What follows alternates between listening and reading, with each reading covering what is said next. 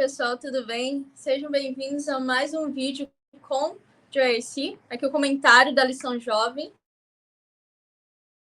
E estamos muito felizes por vocês estarem aqui conosco. A lição desse trimestre, o tema é conexão. É um tema assim, muito bom, incrível. Ele é, de fato, um tema bem profundo, onde a gente vai entender melhor sobre o nosso relacionamento com Deus, né? E hoje vamos comentar sobre a lição 5, que traz o tema como estudar a Bíblia. Mas antes eu gostaria de dar as boas-vindas ao Leandro, que está aqui conosco, ao Marcos Vinícius também. É um prazer estar aqui com vocês nesse comentário. E, pessoal, por favor, se você não é inscrito no nosso canal, por favor, se inscreva, curta, deixe seu comentário, é sempre bom. Né? A gente quer saber o que vocês também têm a comentar, têm a dizer sobre essa lição que está tão rica, né? E também para iniciar, eu gostaria de falar um pouco sobre a lição. Ela está falando, basicamente, está dando um passo a passo de como estudar a Bíblia. A gente entende que a Bíblia, ela tem muitas coisas bem profundas a nos ensinar em diversas áreas, não é mesmo? Mas a primeira pergunta que eu gostaria de fazer para vocês é: qual é a relevância da Bíblia na vida das pessoas? Bem, meus irmãos, a Bíblia, eu diria que é o livro mais importante que a gente pode ter para consumir hoje em dia, né? Nós vemos aí que várias obras literárias que nós podemos ver atualmente, né, podem nos instruir, podem trazer várias lições de moral, né? Contos, fábulas, trazem muitas reflexões.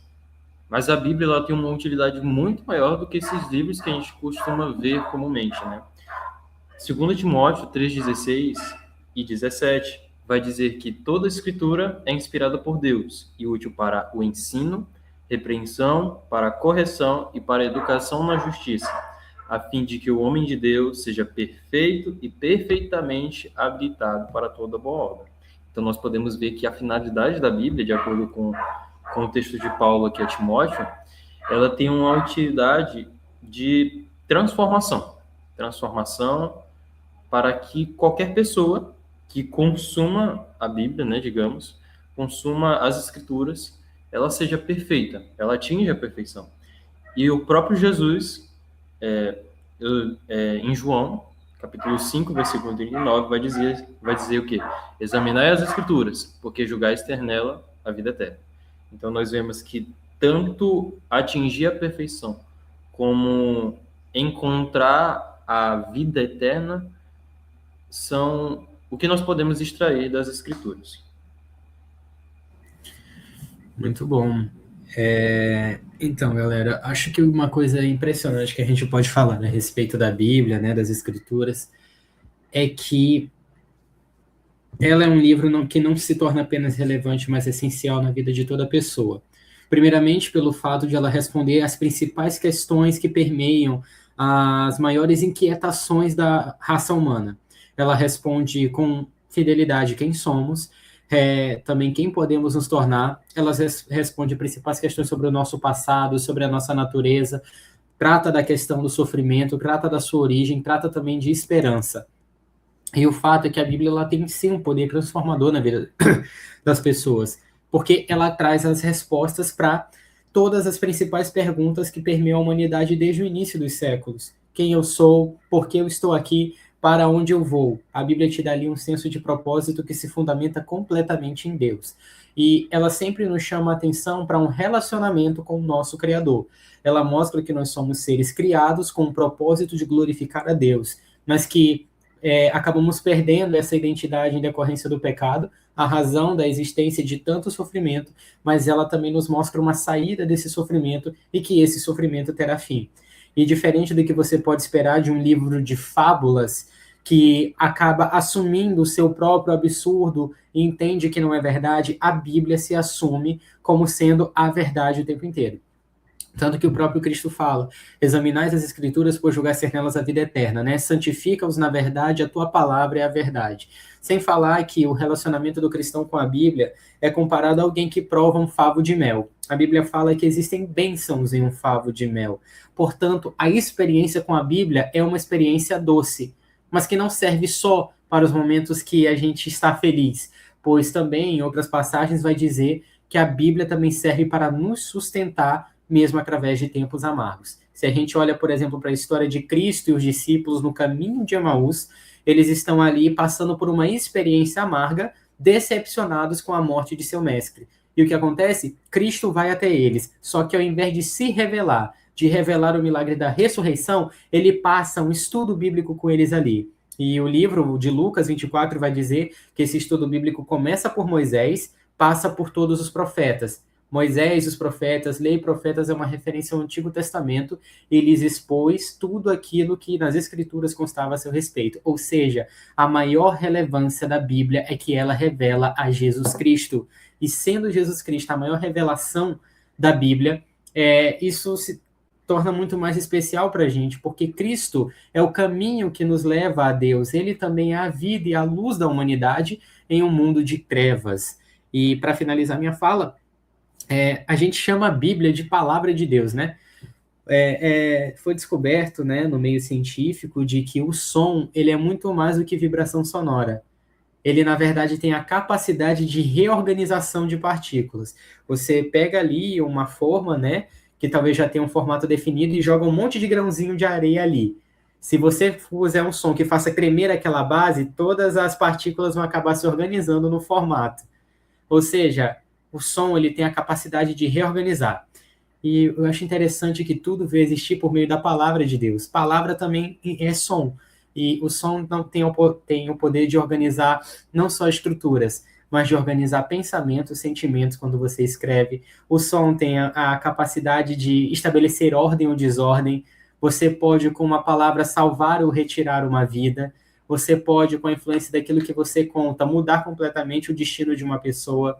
E veja só, por que palavras elas servem tanto, por exemplo, em um momento de terapia? Porque palavras são que saem do coração. E se sai do coração, para atingir outro coração é muito fácil, porque ela sai de um lugar e volta para esse mesmo lugar, de coração para coração. Cristo fala que a boca fala do... Olha, Cristo fala que a boca fala, é muito legal. Cristo nos diz que a boca fala do que está cheio o coração. Por que a Bíblia é chamada de palavra de Deus? Se palavras saem do coração, a palavra de Deus nada mais é do que a revelação do coração de Deus. Por isso a Bíblia tem esse nome, porque ela é a revelação escrita das palavras que provêm do coração de Deus. Cristo é a palavra viva, portanto, é o coração vivo de Deus que habitou entre nós. Enfim, muito mais coisa poderíamos comentar, mas acho que a priori é isso. Muito bom. Eu gostei muito do comentário de vocês e respondeu muito bem, né? E isso tudo me fez refletir em quantas pessoas, ao terem um contato com a palavra de Deus, ao terem ali um encontro com Deus, né, não tiveram suas vidas transformadas, né? Tudo ali, seus hábitos mudados, né? E é incrível, porque como o Marcos mesmo falou, citou, no caso, 2 Timóteo 3,16, a gente vê que a Bíblia ela é boa para tudo, tudo mesmo, né? E também, diante disso tudo, sobre a próxima pergunta, eu lembrei muito sobre Tiago, onde fala que não sedes apenas ouvintes da palavra, mas praticantes dela. Isso me fez, assim, pensar muito sobre isso, e ao ponto em que, de forma também indireta, eu gostaria de fazer essa pergunta aqui para vocês, no caso direta. Qual a diferença entre ler e estudar a Bíblia? E também como preconceito e opiniões podem afetar o estudo, no caso? Essa é uma pergunta muito interessante, né, para a gente dar procedimento, né, ao estudo, ao comentário, e analisar essa diferença entre ler e estudar é crucial, porque embora pareçam palavras semelhantes, né, elas têm significados muito distintos. Tratam de uma mesma coisa, né? Sempre fazer uma análise de algum texto, ler e estudar. A gente leva isso até para o contexto acadêmico, né? Quando a gente vai fazer uma prova, a gente tem um contato com o conteúdo, né? E a gente precisa estudar aquilo para que aquilo fique fixado em nossa mente. Mas ler não é a mesma coisa de estudar, como eu disse. Tem significados distintos. A palavra ler, ela vem do latim, que significa o latim legere, que significa colher, recolher, apanhar, escolher ou captar com os olhos. Ou seja, alguém que lê, ele capta uma informação. Ele faz uma análise superficial, melhor dizendo. Uma análise superficial de algum texto que ele está tendo contato. Já a palavra estudar, ela já traz outro significado mais profundo, que é o ato de analisar, observar, investigar ou ponderar, algo de forma minuciosa, atenta e detalhada. Então, dessa forma, nós podemos entender que ler não é a mesma coisa de estudar. Alguém que lê um texto bíblico não é a mesma pessoa que estuda a Bíblia. É necessário, como eu disse, né, pela origem pelo conceito, né, da palavra examinar, estudar minuciosamente, né, analisar minuciosamente o texto bíblico, ou seja, entender quais são as origens do texto, fazer análise das palavras. É sempre bom a gente estudar a Bíblia, os textos bíblicos, sempre levando em conta o texto original, na linguagem original, porque conforme algumas traduções vão fazendo essa tradução, né? Tradução dos textos bíblicos, às vezes elas retiram alguma propriedade muito essencial do texto original na linguagem original. Então, ter sempre o auxílio de uma Bíblia interlinear faz muita diferença quando a gente vai entender o texto bíblico, principalmente na forma como os escritores eles se expressam, né? Porque cada escritor bíblico ele tem uma forma de expressão escrita, né? Tem um estilo literário, e é muito importante compreender isso, porque conseguimos entender muito mais do que alguém que lê, né? Alguém que estuda um texto, observando todos esses fatores, né? Como linguagem, época, contexto histórico-social, político. Então, tudo isso faz com que a gente tenha uma visão mais aprofundada, mais minuciosa do que o Senhor ele quer nos dizer através daquelas palavras, sempre pensando, claro, no auxílio do Espírito Santo. E, além disso, né, da Bíblia interlinear, nós temos uma forma muito rica de fazer estudos bíblicos, que é o Comentário Bíblico Adventista. Embora ele seja de 2015, por aí, ele ainda traz com muita propriedade uma análise muito detalhada dos textos que nós vamos estudar. Eu, particularmente, faço os meus estudos utilizando Bíblia interlinear e o Comentário Bíblico Adventista. E traz, assim, abrange muito nossa visão, né? Faz com que a gente explore muitas coisas. Como eu disse anteriormente, né? O contexto que aquela passagem está sendo escrita, ou o contexto do autor. Então, é sempre bom pensar como ir além do que alguém que só passa o olho no texto, né? Porque como a gente vai retirar todas aquelas lições e ensinamentos somente visualizando superficialmente um texto? Não é muito interessante fazer isso, né? É sempre bom nós irmos muito além. E o preconceito ele pode afetar muito na forma como a gente interpreta a Bíblia, né? Na forma como a gente recebe a mensagem bíblica, né? Preconceitos bons ou preconceitos ruins, mas principalmente os ruins, né? Uma ideia preconcebida que você tem de um texto, né? De uma forma preconceituosa, de uma maneira ruim, faz com que a gente não entenda com toda a propriedade, né? Com toda a complexidade, receba toda aquela mensagem que o texto tem a passar. Então, é sempre bom nós tirarmos os preconceitos de nossa mente, né, quando vamos ouvir algum texto, fazer a análise de algum texto, porque pode prejudicar na, na forma de você entender o texto bíblico, né? Nas lições passadas, do trimestre passado de apologética, uma das lições foi falar a respeito do inferno, né? Da doutrina do fogo eterno. E Charles Darwin, ele vai dizer que essa doutrina do fogo eterno, ela é abominável. Ela traz uma certa abominação, porque como entender, né, as pessoas da família de Charles Darwin que não acreditavam nas escrituras, né, poderiam arder no fogo por toda a eternidade, né, sofrendo por toda a eternidade.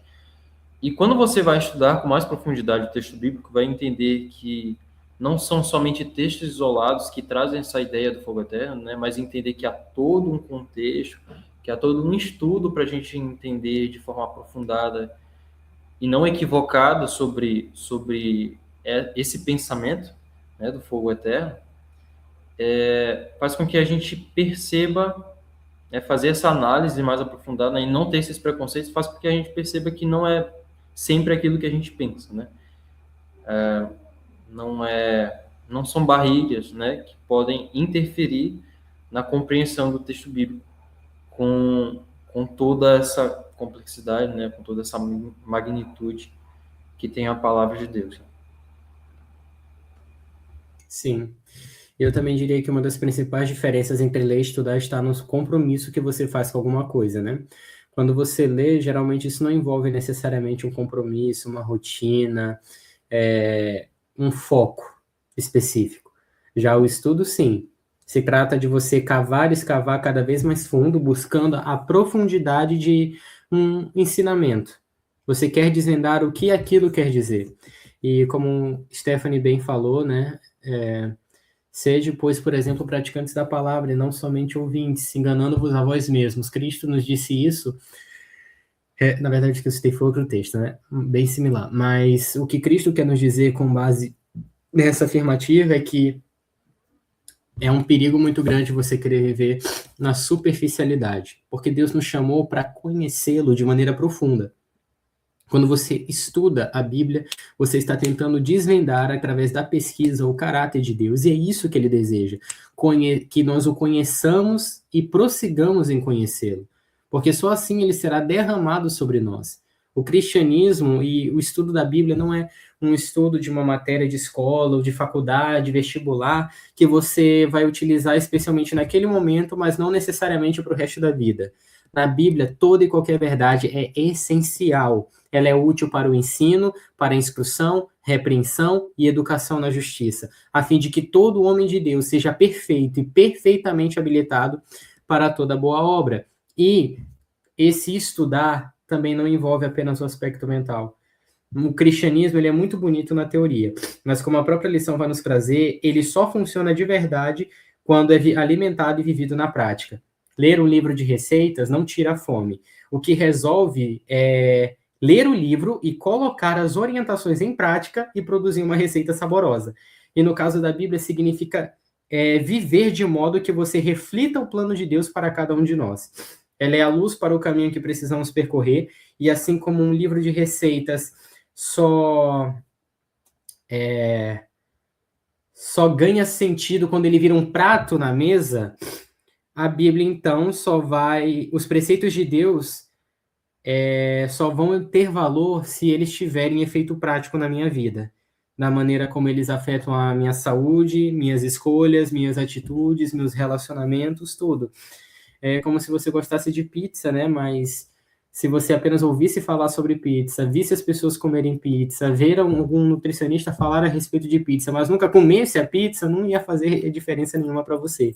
E quantas pessoas não baseiam a sua vida religiosa apenas em escutar, ouvir falar a respeito de Deus, a respeito da Bíblia, pelo que outras pessoas estudaram por si mesmas e apenas expõem um pouco daquilo que aprenderam num sermão e acham que aquilo vai alimentar O pastor Josana Alves costuma dizer que a hora do culto, a exposição da palavra no culto é, na verdade, uma sobremesa, uma linda sobremesa, mas o que alimenta é Bíblia aberta e joelho no chão todo dia. E o preconceito ele pode nos afetar porque o preconceito e uma ideia preconcebida provém do leitor, mas o autor ele já deixou escrito a sua intenção. A Bíblia diz o que diz, e ela mesma se interpreta, pois passagens fáceis explicam as passagens mais difíceis. Não tem espaço para interpretação particular. O que a palavra de Deus afirma, ela afirma categoricamente. Não tem por que você querer buscar um outro significado para algo que já está estabelecido ali. Isso é até um dos métodos de você estudar a Bíblia, entender textos difíceis à luz de textos mais fáceis, pois a Bíblia sempre traz uma resposta para si mesma. Ela é sua própria intérprete, porque em 2 Pedro capítulo 1, versículos 20 e 21 vai dizer: entendendo primeiramente isto, que nenhuma parte da Escritura vem de particular elucidação ou interpretação pessoal, mas homens santos falaram da parte de Deus movidos pelo Espírito Santo. O fato de você ler a Bíblia com algum preconceito, alguma ideia pré-estabelecida, querendo que ela seja sustentada pelo que o texto bíblico diz, nada mais é do que tentar ler um livro divino com sabedoria humana. O autor da Bíblia é o Espírito Santo, é um ser espiritual. E se eu quero entender o livro espiritual, eu preciso de uma mente espiritual também. Pois também o apóstolo Paulo fala, não sei se em 2 ou 1 Coríntios capítulo 2, que Deus ele não nos deu... Ele não permite que nós enxerguemos as coisas espirituais de qualquer maneira, mas as coisas espirituais se discernem espiritualmente. Elas não vêm, e tudo que o próprio apóstolo Paulo dizia mesmo, né? Que tudo que ele ensinava não provinha de sabedoria humana, mas de sabedoria divina. Então, isso afeta completamente o estudo, porque simplesmente a mente que está pensando ali não é a mente do Espírito Santo, o autor da Escritura.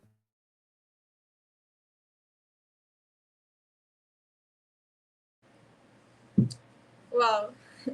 Sim, tudo isso faz muito sentido e é verdade.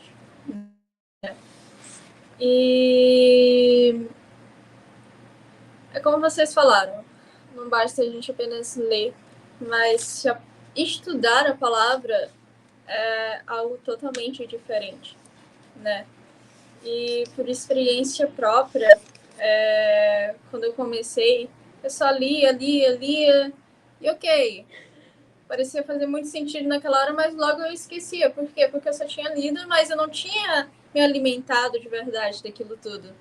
Então, com o passar do tempo, quando eu fui realmente pegando a Bíblia, lendo, passando tempo ali, pesquisando mais a profundo, também pegando um pouco do texto original, vendo ali o que significava tais palavras, parecia que quando eu saía do meu devocional, até mesmo daquele meu tempo ali que eu tinha com Deus, parecia que eu saía assim tão preenchida, sabe? De, uau, agora eu entendi o sentido disso tudo. Porque a palavra de Deus não são apenas palavras, mas ele tem uma raiz bem mais profunda. É como também traz ali na ilustração, é um tesouro que você escava, até que você encontra. E ali você se aprofunda, você admira, né? É como, eu gosto muito dessa ilustração, é como quando você olha uma flor, você olha, sabe, uma folha também, você fica ali olhando cada detalhe, admirando, sabe, cada rosa. E assim que você também deve fazer com a palavra de Deus, você pegar, passar tempo, admirar cada detalhe dela. E agora eu gostaria de trazer uma dica de JRC para vocês.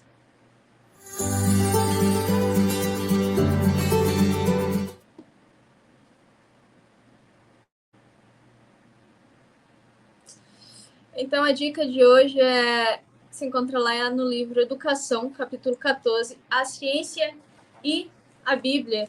Tem até um trechozinho que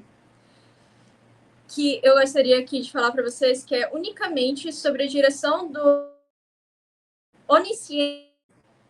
Unicamente sobre a direção do onisciente estaremos habilitados a meditar, segundo seus pensamentos, no estudo de suas obras. E ele fala bem aqui também, em uma outra parte, os mais profundos estudantes da ciência são levados a reconhecer na natureza a atuação de um poder infinito. Então, isso também vai muito de encontro com a pergunta anterior, né? E eu gostaria de agora fazer para vocês uma outra pergunta. No caso, como posso adotar o hábito de estudar a Bíblia consistentemente? A forma como posso responder essa pergunta é utilizando o que o Leandro disse, né, para responder a pergunta anterior, compromisso. Se comprometer realmente em estudar, eu vejo aqui que só quem assistindo esse vídeo, né, já consegue ter uma noção da diferença entre ler e estudar. Então, a partir disso, a gente já consegue nortear o que nós podemos fazer, né? Se estudar envolve tempo, então devemos nos comprometer dedicando um pouco mais de tempo àquilo que a gente só lia, né? A pequenos textos, onde nós só fazíamos leituras breves, nós podemos nos comprometer a estudar por mais tempo. E é sempre bom a organização, né? Embora pessoas não consigam estudar, né, no momento devocional, mas algo que não seja somente uma leitura, né, que não fique tão raso, que você possa extrair alguma coisa, é muito importante, é muito essencial. Então, organizar o tempo que você tem diariamente, né, e estabelecer horários em que você tenha mais tranquilidade para poder fazer estudos aprofundados, né, que não sejam apenas leitura, é muito importante. É sempre bom levar em conta esses fatores. E com o compromisso, você acaba estabelecendo a criação de um hábito. O estudo da Bíblia ele precisa se tornar um hábito. E o estudo da Bíblia nada mais é do que parte do seu relacionamento com Deus. Da mesma maneira que você cria uma frequência para poder conversar com uma pessoa de quem você gosta todos os dias, você pode criar também uma frequência para conversar com Deus. Porque o relacionamento com Deus também envolve oração, e já não digo nem consenso, né, mas uma descoberta entre muitos estudiosos, não é consenso mesmo, de que a oração, por exemplo, ela aumenta o volume do seu cérebro. E também algumas áreas dele acabam sendo também hiperestimuladas, áreas de empatia e tudo mais, e facilita a tomada de decisões assertivas e acaba consolidando também hábitos. E muito se fala sobre a questão dos 21 dias, né? Mas assim, dependendo do tipo de hábito que você tenta estabelecer, pode ser que não dure 21 dias. Há quem diga que dura entre 66, né, 258 dias. Quando uma pessoa, por exemplo, faz um treino de musculação, ela pode levar, dependendo do seu biotipo, de 8 a 12 semanas para começar a ver um resultado. Mas isso vai depender da sua disciplina. Hábitos mais simples acabam se consolidando mais rápido, entende? E veja só, eu diria, faça de Deus a sua prioridade, faça do seu encontro com Ele a primeira atividade do dia, pois a Bíblia fala que devemos buscar ao Senhor nas primeiras horas da manhã e também ao fim do dia. Estabelecer esse hábito vai acabar fazendo com que você comece o dia com Deus e prossiga, né, também, mas principalmente que você finalize o seu dia com Ele. Então, estabeleça os primeiros momentos de quietude do dia, da madrugada, não sei, o horário que melhor se encaixar para você, mas Deus precisa ser a sua prioridade. Outra coisa, estabeleça formas inteligentes de se estudar a Bíblia. Muitas pessoas falam, por exemplo, do ano bíblico, e é uma bênção, mas não significa que é a necessidade de todo mundo. Porque, veja, se eu for conversar com meu amigo Marcos Vinícius e a gente se encontrar numa praça para poder conversar e a gente começar a falar sobre tudo, o clima, a política, as condições do mundo inteiro, mas a gente só vai falar de coisas que não tem nada a ver com a nossa vida, nenhum tipo de interesse específico nosso. Esse papo não vai fluir por muito tempo, vai cansar. Por mais que a gente seja amigo, se nós não falarmos de coisas que são de interesse nosso, interesse do coração, alguma necessidade nossa, algo que a gente queira falar a respeito de nós, não vai ter o efeito desejado. Um relacionamento só se fortalece a partir do momento em que vocês compartilham assuntos de interesse mútuo. Vocês estão interessados na vida um do outro, na opinião um do outro. E isso é o que vai segurar uma relação e vai fazê-la se tornar cada vez mais forte. Porque esse conhecimento experimental acaba fortalecendo os laços. Da mesma maneira com Cristo. A gente quer falar de tantas coisas com Ele que são alheias à nossa vida. Eu não estou dizendo que você não vai tirar lições espirituais de livros proféticos como Ezequiel e Daniel, mas será que essa é a sua necessidade de estudo todos os dias? Vocês podem falar sobre o clima com seus amigos, vocês podem falar de coisas alheias, mas se vocês não tirarem tempo para falar sobre coisas que são do interesse de vocês dois na relação, vocês não vão ter como sustentar isso. Da mesma maneira com Deus, eu preciso conversar com o Senhor sobre assuntos relacionados ao coração, coisas do meu interesse e do interesse dele. Cristo se deleita em ouvir todas as nossas petições, ele é Pai. Se um filho de vocês lhe pedir um ovo, você dará um escorpião? Ou pedindo pão, lhe dará uma serpente? Ou pedindo qualquer coisa boa? Se vocês que são maus sabem dar coisas boas a seus filhos, quanto mais Deus. Deus se interessa em nos dar coisas boas. Ele se interessa em ouvir nossas petições. Então, quando você for estudar a Bíblia, primeira coisa, muita gente que está na igreja acaba reclamando porque não vive nenhuma coisa nova. Eu sempre escuto as mesmas mensagens, o mesmo sermão, o que falam na lição da escola sabatina é o que eu já sei. Será que o problema está na mensagem, nos mensageiros de Deus? Que estão ali todo mundo se programando só para poder fazer que a coisa fique chata para você. Olha, aquele cara ali, ele não gosta muito das nossas pregações, então vamos fazer ela ficar mais chata, vamos repetir a mesma mensagem só para ele. Olha só, quanto você é especial, né? Mas, seguinte, se você não está vivendo coisas novas, será que é porque você não está buscando as mesmas coisas também? O problema se encontra no mensageiro, o problema está na Bíblia ou talvez está na nossa atitude. Se eu quero ouvir coisas novas, descobrir coisas novas, eu preciso me empenhar em descobrir essas coisas novas. Eu não preciso estudar o mesmo tema da Bíblia o tempo inteiro.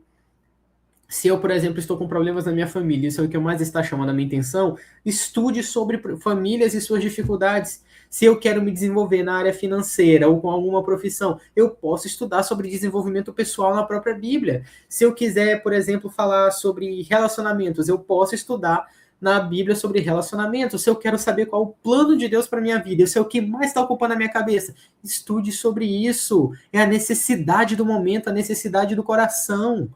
Cristo quer que você se relacione com ele baseado naquilo que você está necessitando no momento. Faça estudos inteligentes. Em vez de se preocupar em estudar coisas gerais, como o ano bíblico e tudo, você precisa se interessar em fazer estudos daquilo que seja relevante para você e que tenha a ver com a sua vida naquele momento. Aquela é a sua necessidade. É nisso que você precisa se apegar agora. Porque quanto mais coisas assim vão acontecendo dentro de você e você vai buscando uma solução na palavra de Deus, o relacionamento com ele se torna real, pois ele dá soluções para tais casos.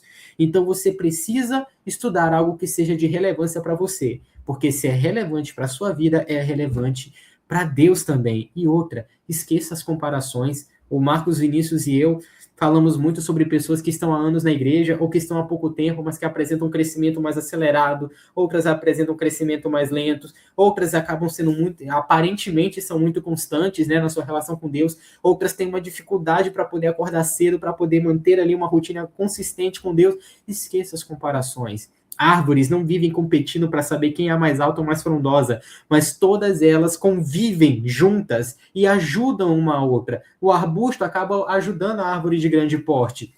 A árvore de grande porte ajuda o extrato emergente também. E na hora de uma enchente, todas elas acabam se unindo em um terreno declinado para que nenhuma delas morra afogada também. Enfim, não importa se você é uma árvore que cresce mais alto ou cresce em uma velocidade superior à outra. Não importa se você dá poucos frutos ou muitos frutos. Se você fosse comparar com os outros, você sempre vai ver diferenças. Mas imagine uma comparação de uma semente que é de uma árvore que demora muito para crescer. Talvez essa semente, se pudesse olhar para si mesma, se achasse pequena e inútil em comparação com outras árvores, outras sementes. Mas ainda assim, nenhuma árvore, nenhuma semente questiona a vontade de Deus e cumpre aquilo que lhe foi reservado. Talvez se nós plantássemos uma muda de uma árvore, logo, logo ela daria frutos. Mas se nós usarmos a semente, ela pode levar muitos anos até frutificar, mas mesmo assim ela não se importa. Ela simplesmente se deixa brotar na terra. Ela brota, se torna aquilo que ela deve ser. Recebe daquilo que Deus lhe dá diariamente, seja sol, seja chuva. E ela persevera até que ela se torne aquilo que Deus planejou para ela. E o crescimento de uma árvore é o tempo que dura a sua vida. É o crescimento de uma vida toda. Então precisamos ter essas coisas em mente. Esqueça as comparações. Viva a sua experiência com Deus. Cresça num ritmo adequado. O importante é que você não pare. Estabeleça uma constância. Isso é preciso. Receba de Deus diariamente, assim como uma planta também recebe de maneira diária. De Deus as condições essenciais para a sua vida. Ela precisa ser regada, ela precisa ser nutrida, ela precisa comer. Você precisa se alimentar de Deus todos os dias, e se alimentar da sua palavra significa ler, estudar, assimilar, internalizar e exemplificar, praticar. O evangelho só tem valor no sentido prático, porque Cristo diz: observais aquilo que eu vos fiz, pois quero que assim como eu vos dei o exemplo, vocês façam também. Entendem? Como eu posso então adotar esse hábito de estudo? Comece, estabeleça uma rotina e não se preocupe tanto com o tempo. É verdade que na maioria das vezes você cria qualidade com o tempo. Um pai que olha seu filho apenas 5 minutos por dia não vai ter tempo de qualidade com ele. Estamos nos aproximando de um tempo que 5 minutos podem não bastar mais. Não vão bastar, na verdade. Mas também é mais importante que em 10 minutos você consiga realizar a Cristo uma entrega completa do coração do que 1 hora inteira sem fazer entrega nenhuma. Da mesma maneira, o contrário, 10 minutos sem fazer nenhuma entrega não vale nada, ao passo que 1 hora onde você pode se derramar sobre Cristo é muito melhor. Se preocupe em entregar mais dele o seu coração do que unicamente seu relógio vazio. Entregue o seu coração no tempo que for necessário. Fale com Deus ao longo de todo o dia. Sempre há algo que aprender, mas não deixe de entrar em contato com a sua palavra, porque aqui está a revelação do que tem o coração de Deus. Então, pessoal, muito obrigada pelo comentário de vocês. Foi muito bom, foi muito edificante, né? Que foi um prazer, né, estar aqui com vocês hoje também. Muito obrigada, Leandro. Muito obrigada, Marcos, né? E você que está agora nos assistindo, por favor, nos siga nas nossas redes sociais, né? Também nos siga aqui no YouTube. E fiquem também, ativem o sininho, né, para vocês não perderem os outros vídeos também, novidades, né? Então, é sempre um prazer. Nesse momento, eu gostaria de convidar o Marcos para fazer uma oração, por favor. Claro, vamos orar. Senhor nosso Deus e querido Pai, muito obrigado, Senhor, por mais um Come de UIC, que nós podemos aqui, Senhor, compartilhar os nossos comentários a respeito da lição dessa semana. Te agradecemos, Senhor, pela bênção do Espírito Santo, para compreendermos a Tua Palavra, Pai, e te pedimos, Senhor, que o Senhor possa nos ajudar a deixarmos de ler as Escrituras e que passemos agora, de agora em diante, a estudar a Tua Palavra.